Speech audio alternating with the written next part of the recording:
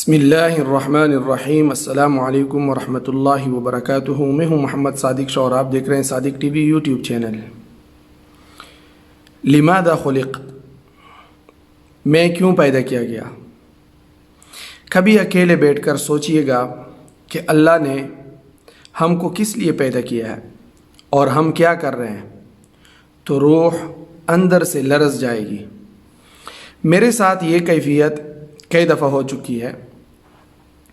جب بھی بندگی کے تقاضوں کی بابت سوچا اور پھر خود کی زندگی کا جائزہ لیا تو خود احتسابی کے اس جذبے نے رونگٹے کھڑے کر دیے۔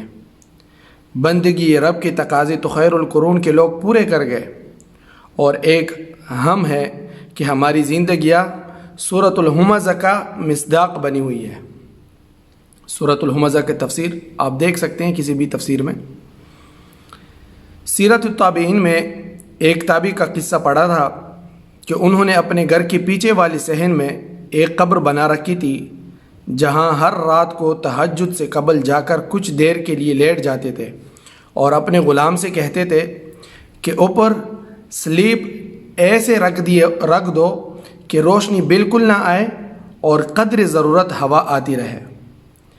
ایسا کام وہ اپنے انذار، خود کو ڈرانے کے لیے کرتے تھے۔ عبداللہ ابن مبارک رحمۃ اللہ علیہ کے بارے میں روایت میں ملتا ہے کہ وہ سال کے 4 مہینے درس حدیث دیتے، اگلے 4 ماہ قتال فی سبیل اللہ کرتے اور باقی 4 ماہ تجارت کر کے اپنا مال بڑھاتے۔ صحابہ کرام رضوان اللہ علیہ مجمعین کی تو میں یہاں بات ہی نہیں کروں گا۔ اور ہم کیا کرتے ہیں؟ ہمارے کبیرہ گناہ اس قدر زیادہ ہے جتنے خیر القرون کے لوگوں کی صغیرہ گناہ نہ ہوں گے۔ آج کچھ دیر کے لیے ہی صحیح اپنا محاسبہ ضرور کیجیے گا اور سوچیے گا کہ اللہ نے ہمیں کس لیے پیدا کیا اور ہم کیا کر رہے ہیں۔